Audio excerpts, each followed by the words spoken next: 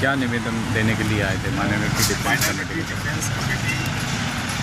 का एक वक्त आज SIT के सदस्य सचिव मेंबर सेक्रेटरी अंकित भारती साहब से मुलाकात हम लोगों ने की है। मेमोरेंडम हमने दिया है और हमने ये डिमांड किया है कि SIT की जो कार्रवाई चल रही है, जो नोटिस तकसीम हो रही है, आवाम यहाँ पर आकर अपना पेपर यहाँ पर चेक करवा रही है, लेकिन 8-9 दिन के बाद रमज़ान महीना शुरू हो रहा है और जो नोटिस है वो जहाँ पर हमारे भाइयों को है वहीं पर हमारी बहनों को भी है, लेडीज़ को भी है।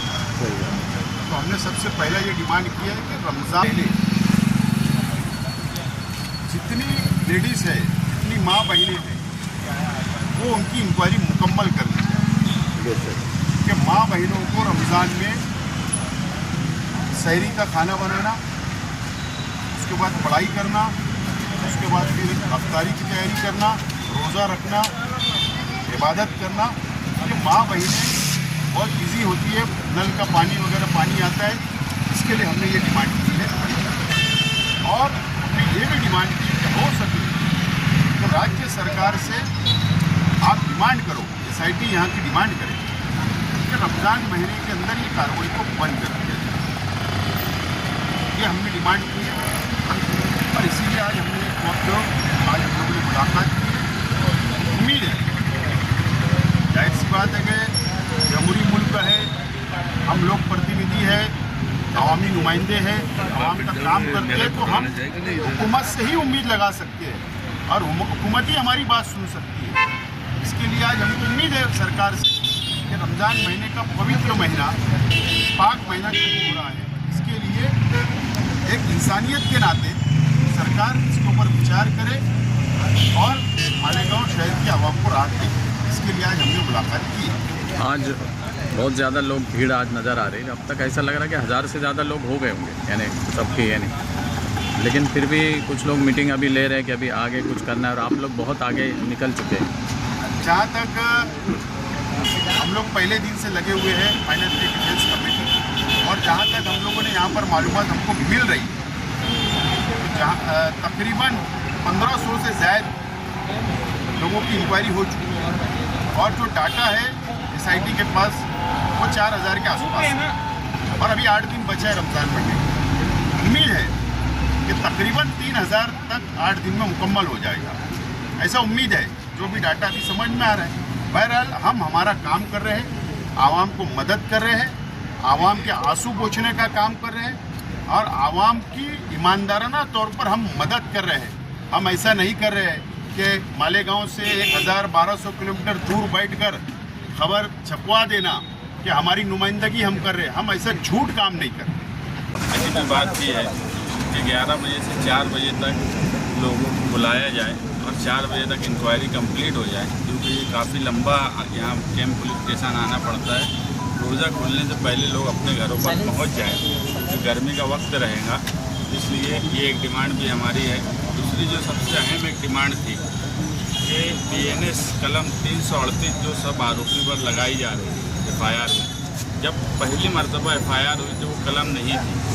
वो कलम ऐसी फॉर्जरी जिसमें कोई गवर्नमेंट का पैसों का बड़ा नुकसान हो जाए या कोई ऐसी विल पावर बनाई जाए, यानी ऐसे पेपर डॉक्यूमेंट बनाए जाए, तो उसमें वो कलम लगाई जाती है। मगर यहाँ पर जो है बर्थ सर्टिफिकेट का मामला है, ये लोगों से मामूली मिस्टेक हो गई होंगी, मगर इसमें किसी की मंशा या नियत गवर्नमेंट का नुकसान करने की नहीं थी। मामूली मिस्टेक हो गई, साइन किसी की सही नहीं थी, वो साइन का मसला हो गया। ये कोई ऐसी फॉर्जरी नहीं है जिससे गवर्नमेंट का नुकसान हो, मगर ये कलम जो है ये 10 साल की सज़ा या लाइफ सज़ा है। तो हम रिक्वेस्ट किए हैं कि उस कलम को भी हटाया जाए और जो मिस्टेक है वही की जाए।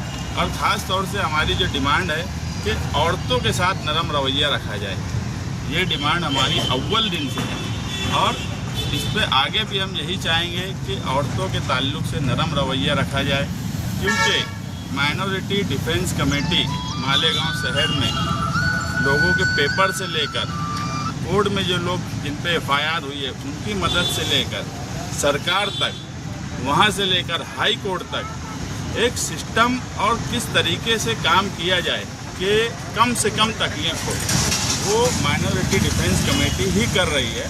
और ये शहरियान देख रहे हैं। जब ये लोगों को महसूस होने लगा तो वाकई लोग बहुत परेशान हैं। इससे पहले भी हम बोले कि ख्वातीन में दहशत और डर का माहौल है और वो हम कम कर रहे हैं। और अभी भी हम लोगों से यही गुजारिश करेंगे कि कोई डरने की ज़रूरत नहीं है, खौफ की ज़रूरत नहीं है। आप लोग माइनॉरिटी डिफेंस कमेटी के जिम्मेदारान से मिलें, हम पूरी मदद आप लोगों की कर रहे हैं। और ये सब देखते हुए बिला वजह शहर में एक पाखंड खड़ा करने की अब कोशिश की जाएगी, क्योंकि उनको लग गया कि लोगों की मदद जिनकी जिम्मेदारी थी, जब लोग ये एहसास करने लगे कि जिसकी जिम्मेदारी है वो नहीं कर रहा है, और ये जिम्मेदारी आसिफ भाई की भी नहीं थी, हमारी भी नहीं थी, शहर ने उनको जिम्मेदार बनाया था। और हम भी उस वक्त तक रुके कि वो अपनी जिम्मेदारी निभाते कि नहीं निभाते, मगर जब ये लगा कि अगर वो जिम्मेदारी नहीं निभा रहे और हम भी घर बैठ जाते तो आज मालेगांव शहर का नक्शा कुछ और होता। डिफेंस कमेटी के जिम्मेदारान ने मालेगांव शहर के एडिशनल SP अनिकेत भारती साहब को एक निवेदन मेमोरेंडम दिया है। उसमें हमने एक ग्राउंड ये भी दिया है कि पुराने IPC सेक्शन का जो 467 था और BNS एक्ट का 338 फॉर्जरी, अभी तक जितने भी रिमांड रिपोर्ट पुलिस ने पेश किए उसमें ऐसा कहीं लगता नहीं है कि 338 BNS एक्ट का सेक्शन लागू होता है। 338 BNS एक्ट की वजह से क्या हो रहा है कि जो आरोपी जेल में बंद है तो मैटर सीरियस दिख रहा है। और 338 में ऐसा है कि जो ज़्यादा से ज़्यादा सजा उम्र कैद है, जिसकी वजह से जो कोर्ट में ज़मानत देने के लिए मुश्किल हो सकती है।